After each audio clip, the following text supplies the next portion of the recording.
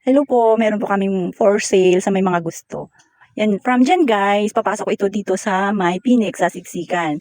So, ito po may daan tayo at napakagandang area guys, tingnan nyo ha. Papasok tayo dito at dito guys, kung mapapansin niyo napaka-peaceful. Oh. Tapos, private ito guys, may ano siya. Ang kabuang area nito is 5 hectares. So, mayroon tayong available dito guys na binibenta, kasi mother title nga po. Meron tayong 500 square meters. Dalawa yun guys, magkaiba. Pero yung isa, nakuha na. Nakuha na. Tara guys! Guys, tara guys! Yung isang 500 square meter guys is nakuha na. So isa na lang yung available. So samahan nyo kami, pupunta tayo doon sa area. Pero meron din tayong mga meron din tayong slot na tag 136 square meter. Saan? Ay sige, doon tayo guys dadaan sa kabila. Let's go! Ito papasok sa may-ari. Ito ang ano. Oo, ito pala yung area na to guys sa may-ari yan. Yan yung bahay nila. Oh, di ba? Sarap dito, malamig kahit na sobrang init. Hindi ka makakaramdam ng init guys dahil nga maraming puno.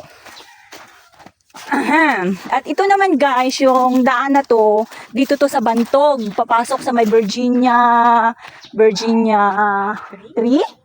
Oh, right. Tapos ito guys, lusot nito doon na sa Chill. Road. Ang lusot. papasok na yun guys sa Bakers Hill. Yan, Mitra Road. Pero ang area ito. Yan you guys, so ito yung ano na nga yan te, yung ano na yan, subdivision. Marami na rin sanang May mga ari na yan.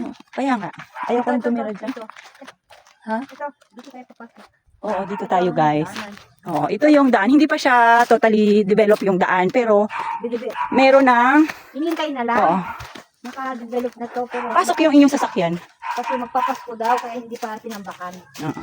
Pero tingnan nyo guys, oo, di ba? Flat, maganda yung area, flat pa sa ilong. Tapos ang ilong ko. Ayun, yun guys, dito tayo. Kaya, ang ano niya per square meter niya is 5,000 per square meter kasi nga maganda lap. Ano siya? Patag siya guys. Di ba ang ganda? Maganda. Pwede mo siyang gawing residential, pwede mo gawing farm. Kasi medyo malayo siya doon sa pinaka-highway. Pero, ang kagandahan doon guys, pasok talaga yung inyong sasakyan dito. Malamig talaga. Malamig. Malamig ang simoy. Square to?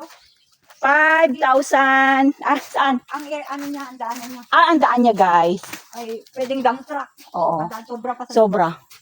malaki. Ilang to, metro? Sige, count.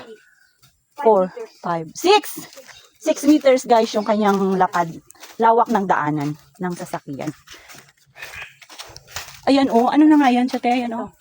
Ano yan siya? Tower ng ano yan siya? Ang globe tsaka smart. Ayan oh. Talaki rin yan yung bayad sa ganyan. Ito, may may-ari na Ito oh. Ayan, Globe, ito smart. Pero hindi yan binibenta guys. Diyan lang yan nilagay. Ito yung 500 square meter. No, doon pa. Okay. Start ka dito. Pasokin natin to guys, yung lugar na to. Maganda magtanim ng mga Ito, gulay. Oh. kasi hindi ko na nalinis eh.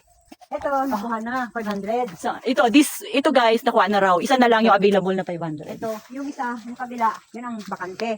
Yan, kahit may gulay siya, pwedeng ano doon. Dito ka sa ano, slat. Saglit lang magating nila ako ng gulay. Titingin tayo guys ng gulay. Ay wow. Ano bang gulay nila? Ito, dito ang 500 hanggang doon. Tayo wala bang bunga yung mangga? Wala ka. Hanggang doon ang 500. Hanggang Ang laki. doon. Sakop nila ang mangga kung gusto Gusto may nila. ano, sitaw. Mamaya na, May tayo sitaw, may magbili, upo. Uy, magbili tayo ng sitaw, upo. Mamaya. Huwag ka magulo. Ito, ang bakante, 500. Eh, may-ari na yan. Hanggang dito yung 500 na isa. Hanggang doon yan. Hanggang doon. Oh. Sa may puno ng nyug doon. Lagpas pa. Hala guys, ang ganda. Kung mahilig kayo farming. Oh. Tapos yung tag 136 start dyan hanggang doon. hanggang Dito guys, oh. Yan. Meron na ba tayong nakakuha dyan? Wala May pa. nakakuha na. Yun isa. Pwede na, ayun na, doon na Oh. sila. Pang samantala lang may baboy siya. Pag wala na, pag ano na, may kumuha na, hindi na pwede siyang baboy dyan. Doon man ang baboy yan. Pang samantala lang. O, di ba guys? Kuha na kayo guys. Ganyan. Oh. May muhon na ito. May mga kanya-kanyang mohol na. Oo. Dito.